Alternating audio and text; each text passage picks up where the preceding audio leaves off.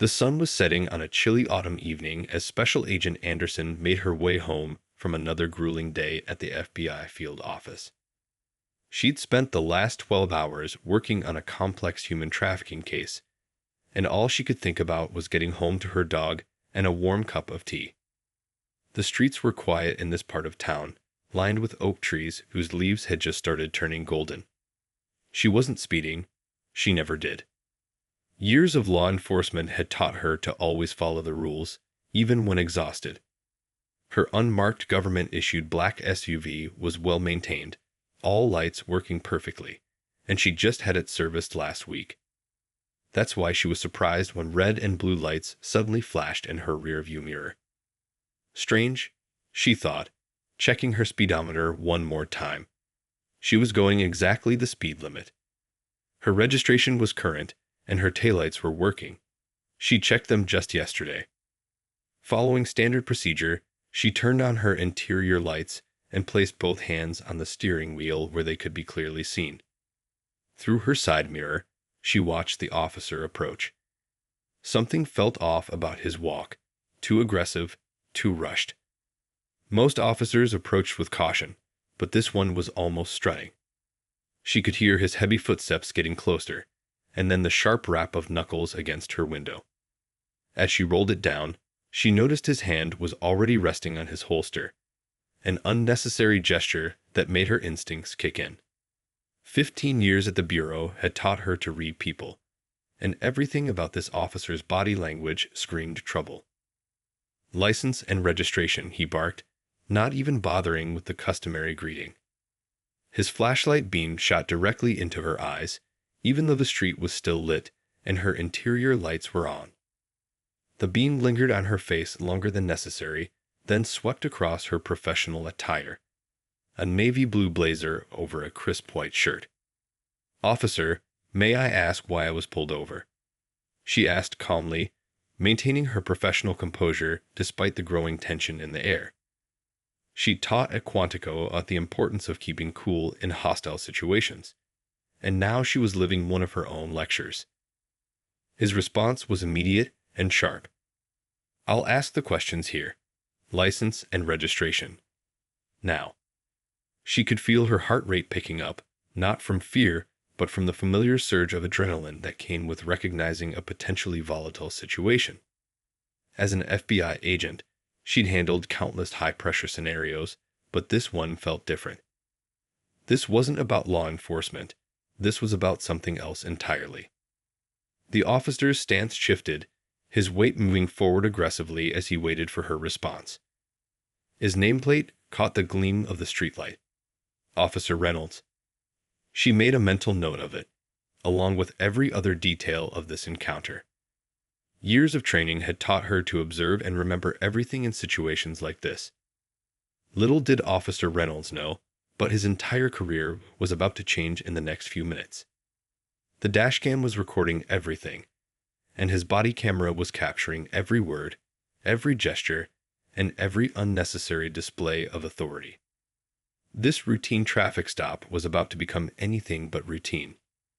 This was just the beginning of a night that would not only change both their lives, but would eventually lead to a complete overhaul of how an entire police department conducted its business. The tension in the air grew thicker as Special Agent Anderson reached slowly for her glove compartment, keeping her movements deliberate and clear.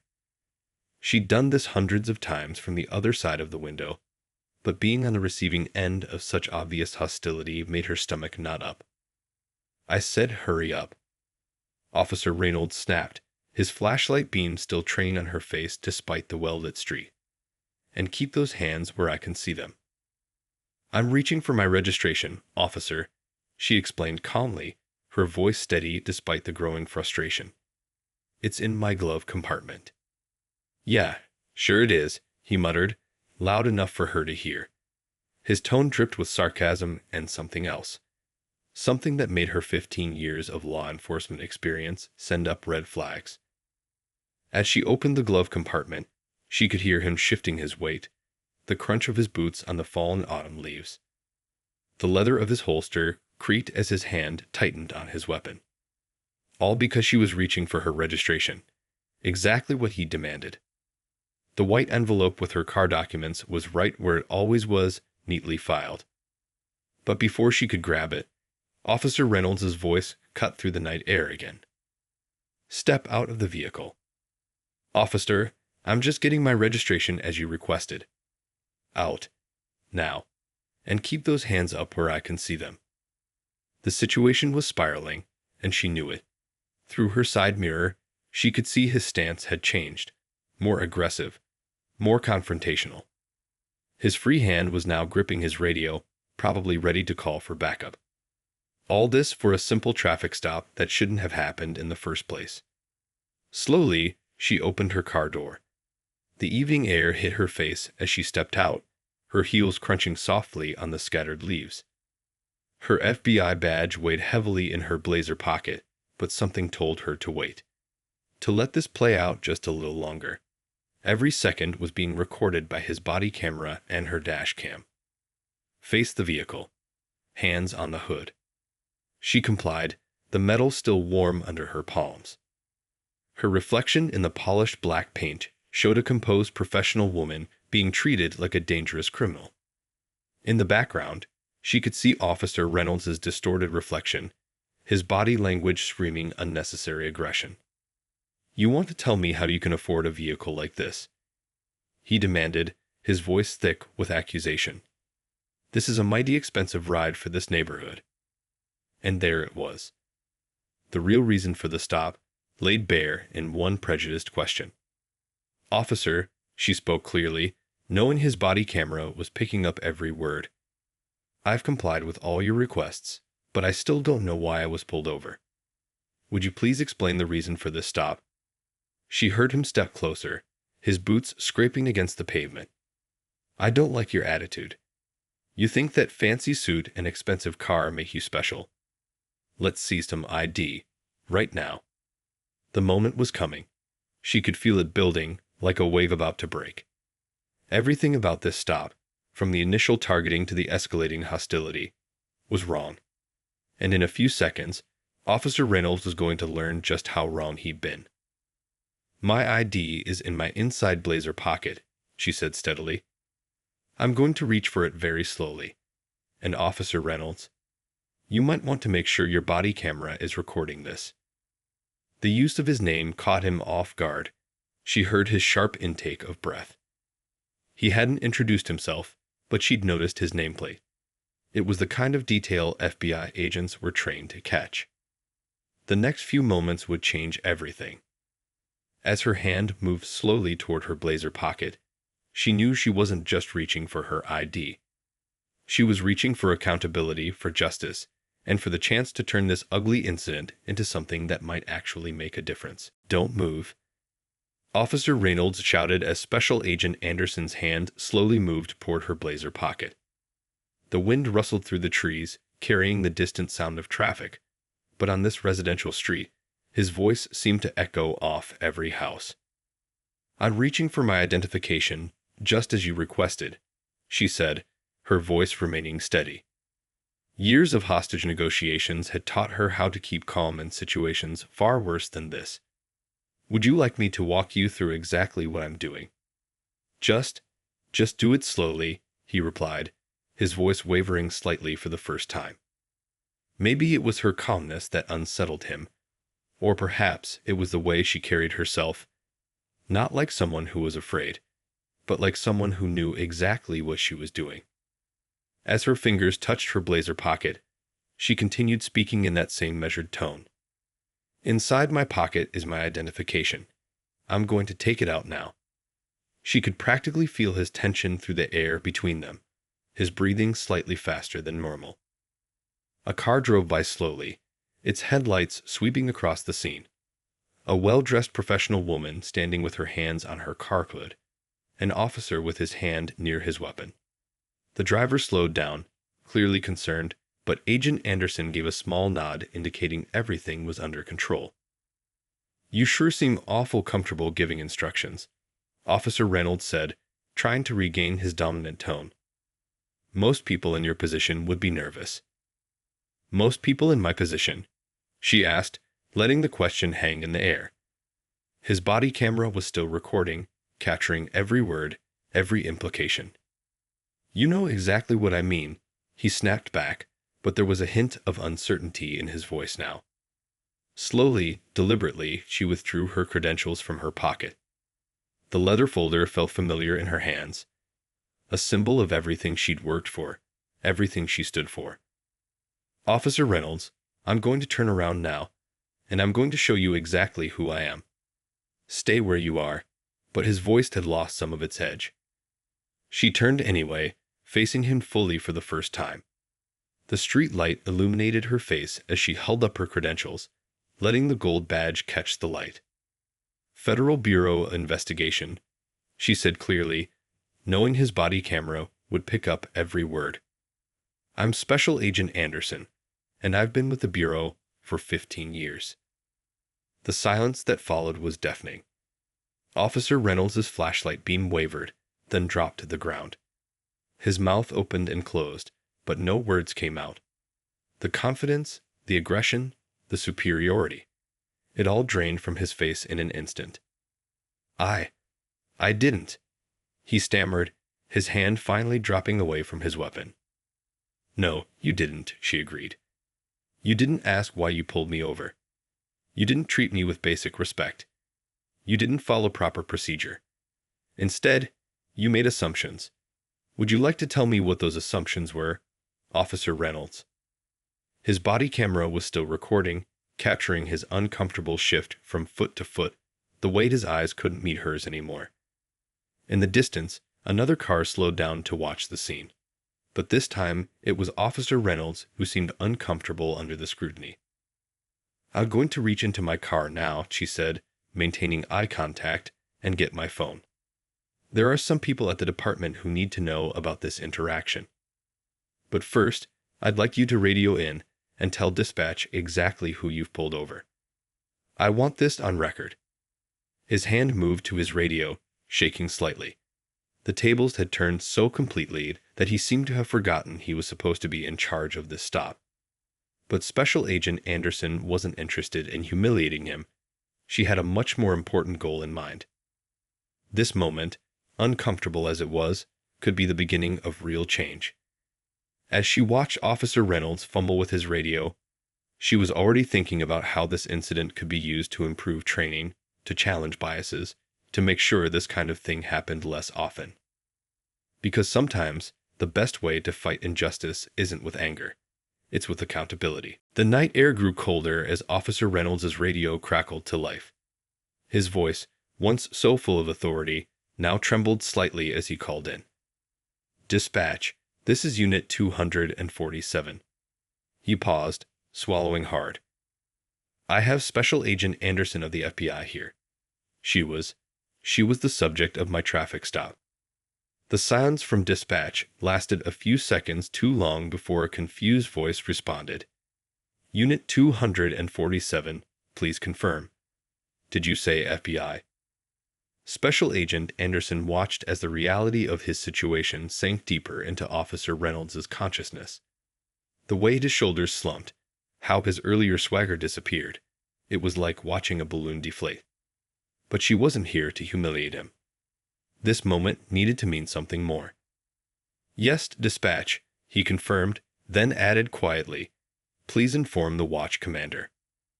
While they waited, Special Agent Anderson pulled out her phone. The screen's glow illuminated her face as she checked the time. 8:47 p.m. "Officer Reynolds," she said, her voice professional but firm. "I'm going to take a moment to make a few calls. I'd like you to stay right here." He nodded, suddenly looking very young and very lost. The same officer who'd been so eager to assert his authority minutes ago now stood awkwardly by his patrol car, occasionally glancing at his body camera as if just remembering it was there. A few minutes later, the quiet street came alive with the sound of approaching vehicles. 2 more patrol cars pulled up, followed by an unmarked car that Special Agent Anderson recognized, the watch commander's vehicle. The red and blue lights painted the trees in alternating colors, creating an almost surreal atmosphere. Watch Commander Chen stepped out of his car, his face a mask of concern. He'd worked with the FBI before, and he knew this kind of situation could spell serious trouble for his department. "Special Agent Anderson," he said, approaching with his hand extended. "I apologize for any inconvenience." "Commander," she interrupted gently, "this is more than an inconvenience. Your officer conducted a stop without cause, escalated a peaceful situation, and made several concerning statements that are all recorded on his body camera. But right now, I'm more interested in fixing the problem than punishing anyone." The commander's expression shifted from diplomatic concern to genuine interest. Behind him, Officer Reynolds stood perfectly still, probably wishing he could disappear into the growing darkness. "What exactly are you proposing?" Commander Chen asked. Special Agent Anderson looked around at the small crowd of officers who had gathered. Some were trying to look busy, but all were clearly listening.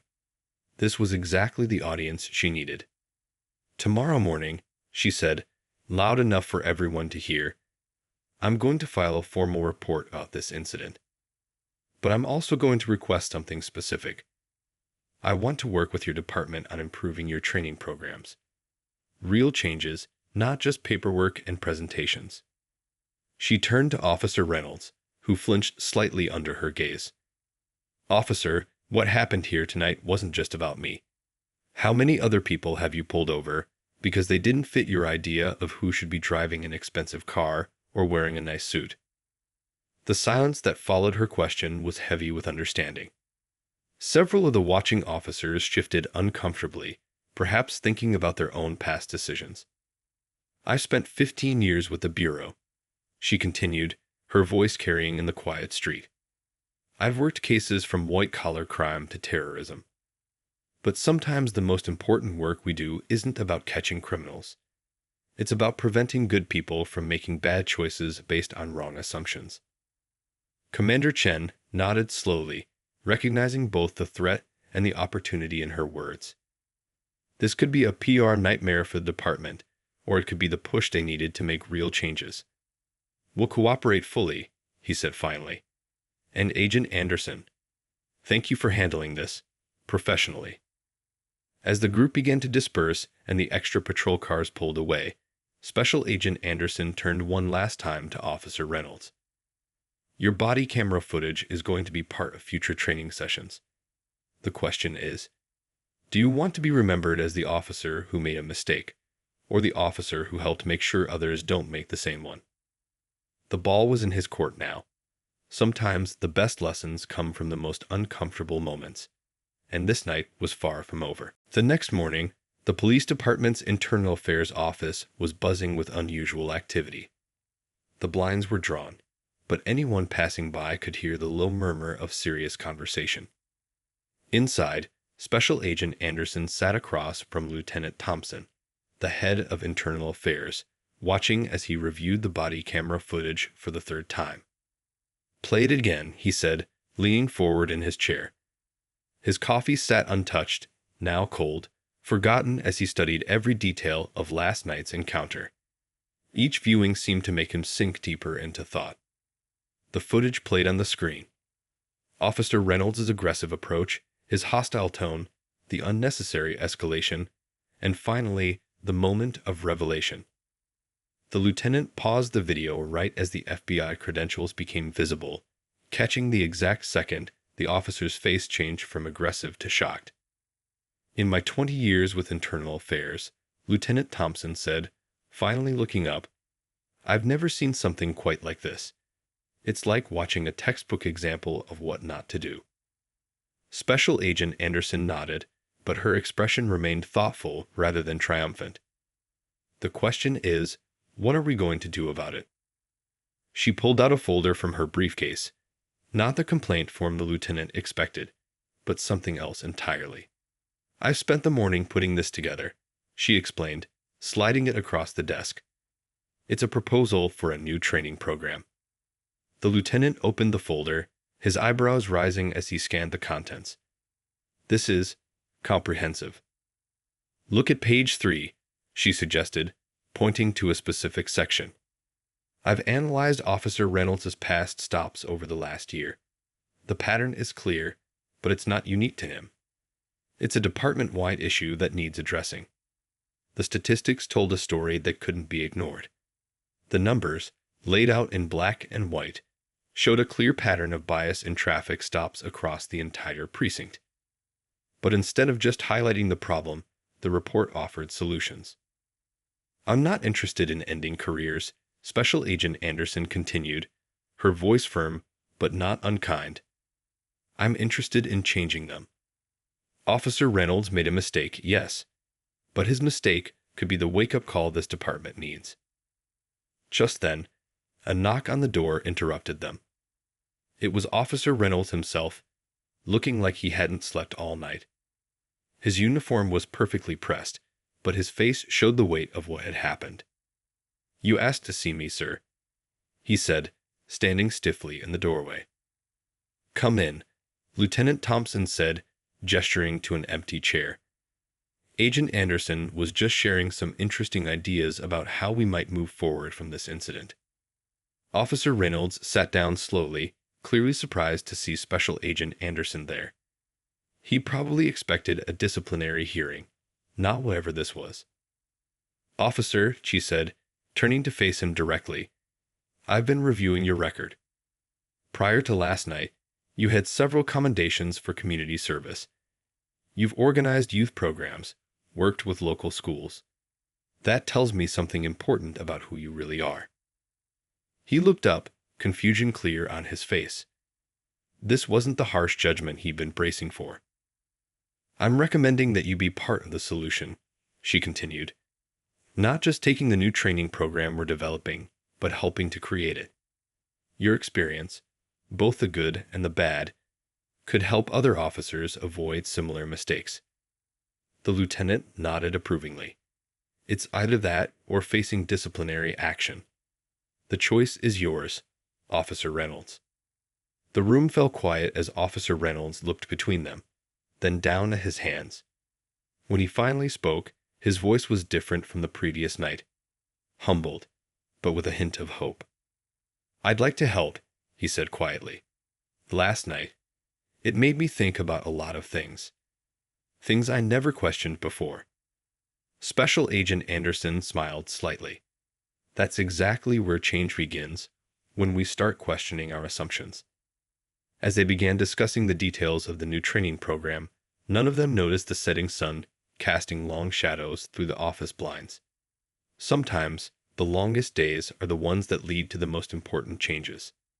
And this was just the beginning. 1 week after the incident, the police department's conference room was packed with officers, their badges glinting under the fluorescent lights. The air felt thick with tension as Special Agent Anderson stood at the front, a stack of reports laid out before her. Behind her, a large screen displays statistics and body camera footage, not just from her incident, but from dozens of other stops over the past year. "What you're about to see isn't comfortable," she began, her voice carrying to every corner of the room. "But growth rarely is." She clicked to the first slide, showing a graph of traffic stops broken down by time, location, and demographics. Officers shifted in their seats as the numbers told their story. Some looked down at their notepads, others exchanged worried glances.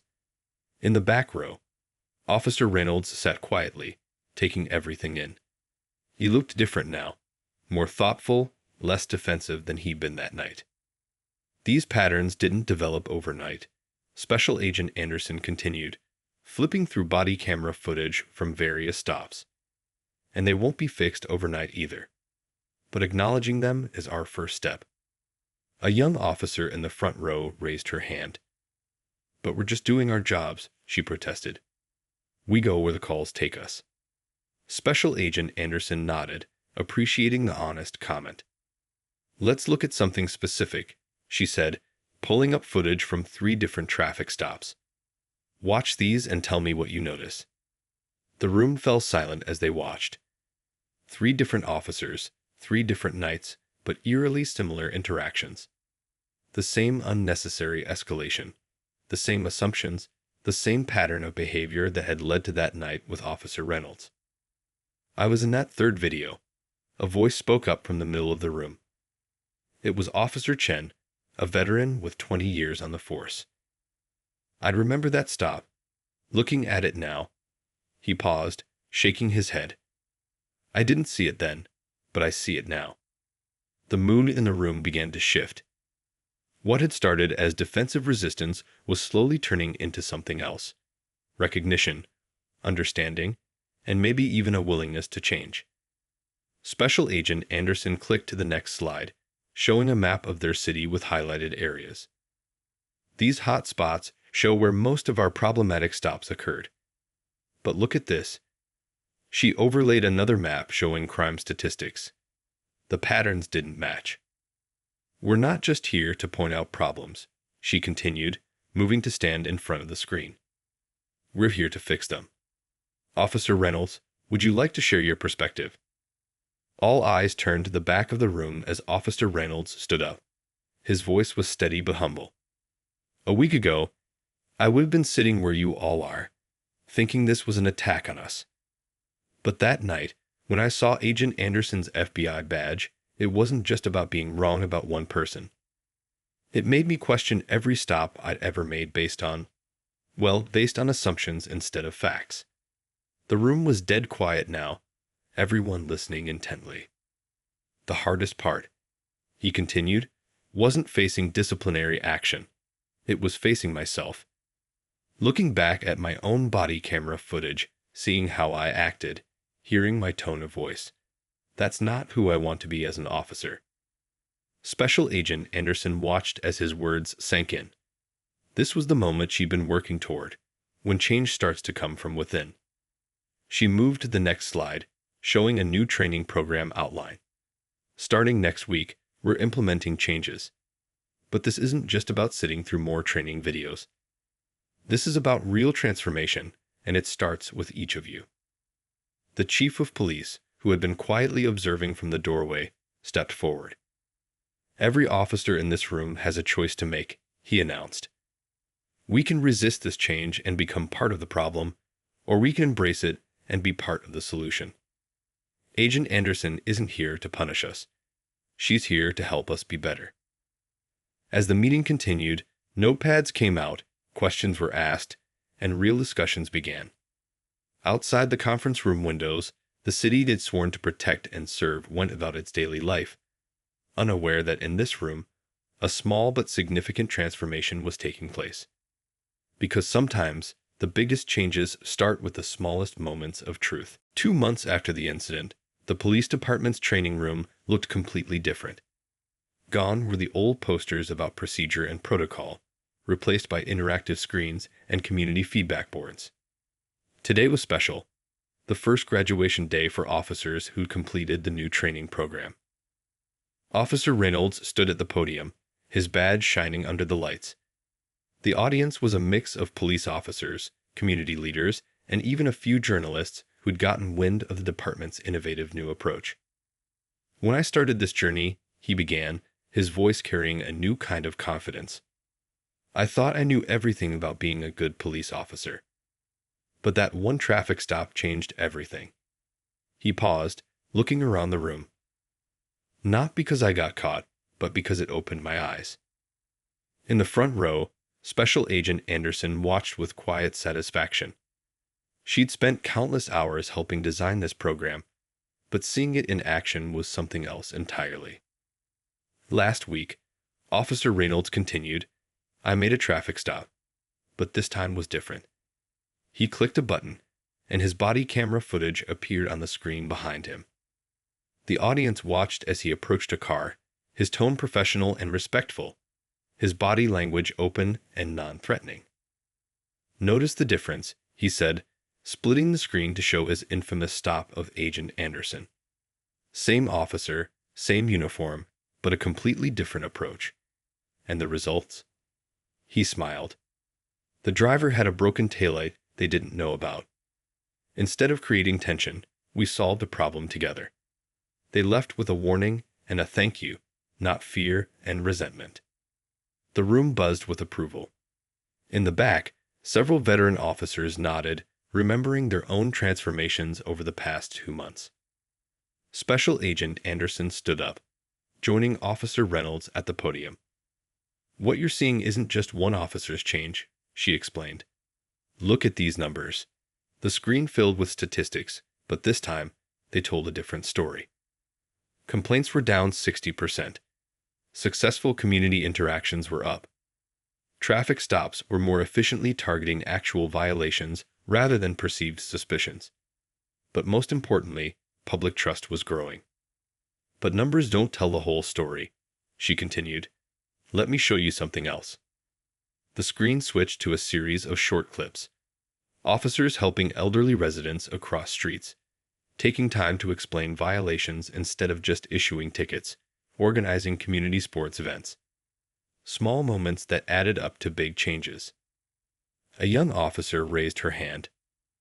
"But what about when we face real threats? Aren't we putting ourselves at risk by being too careful?" Officer Reynolds stepped forward to answer. "That's exactly what I used to think. But here's what I learned. Being professional and respectful doesn't mean being less safe. In fact, when we approach situations without bias, we actually see threats more clearly because we're not distracted by assumptions."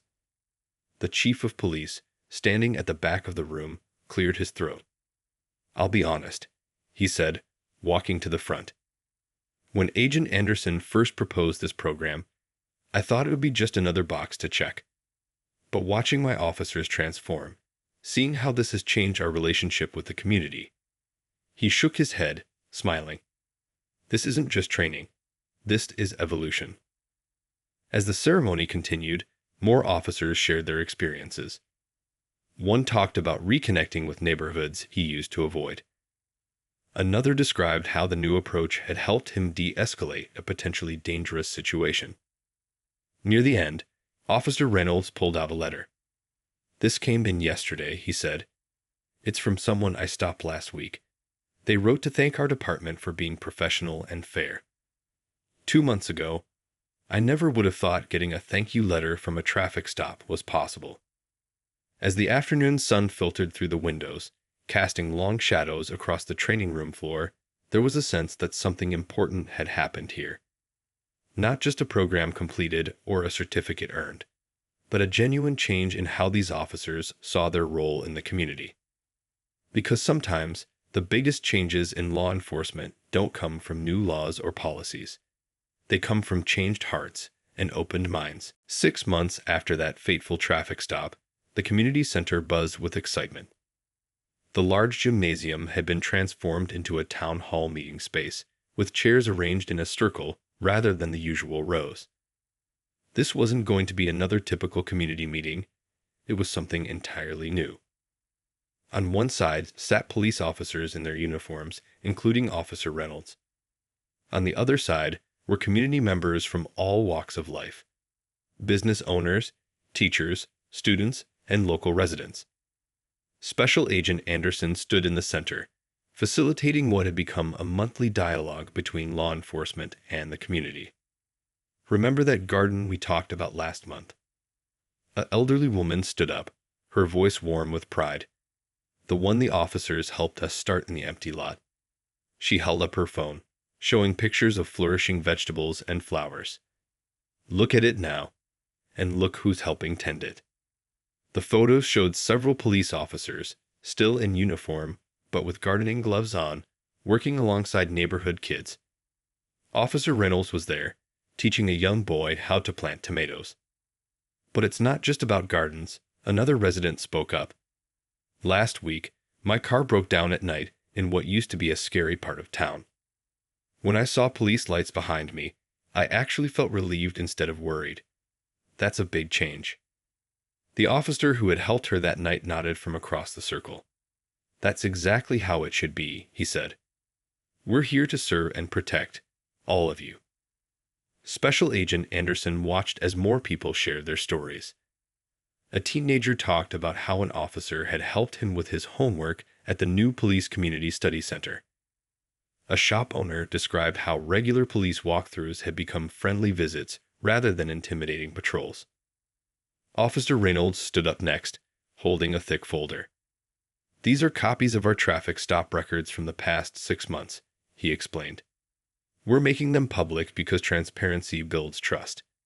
Yes, we still make stops. Yes, we still enforce the law. But look at how we're doing it. He projected some charts on the wall. The numbers showed dramatic changes. Stops were down, but actual crime prevention was up. Community complaints had plummeted, while positive interactions had soared.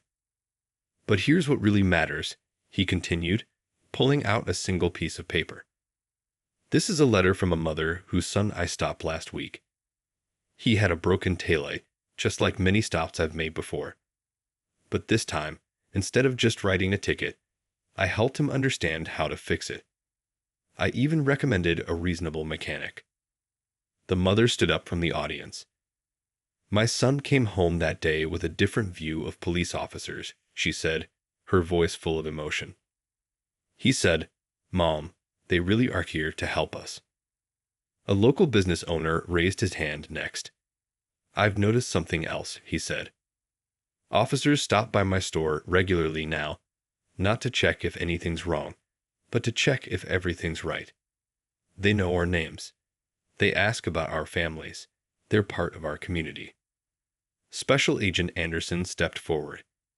"This is what real change looks like," she said, gesturing to the circle of faces around her. "It's not just about changing policies or procedures. It's about changing relationships." The police chief, sitting quietly in the circle, finally spoke up. "When Agent Anderson first came to us after that traffic stop, I thought we were in for a PR nightmare. Instead, we got a wake-up call that's made us better officers and better members of this community." As the meeting continued, people moved around the room, officers and residents mixing naturally, sharing stories and ideas. The rigid lines that had once divided them were blurring, replaced by something stronger, mutual respect and understanding. Outside, the sun was setting on another day in the city. Through the community center windows, you could see police cars parked next to family vehicles, their lights off, no longer symbols of fear, but of protection and service. Because sometimes, the greatest measure of progress isn't in statistics or reports.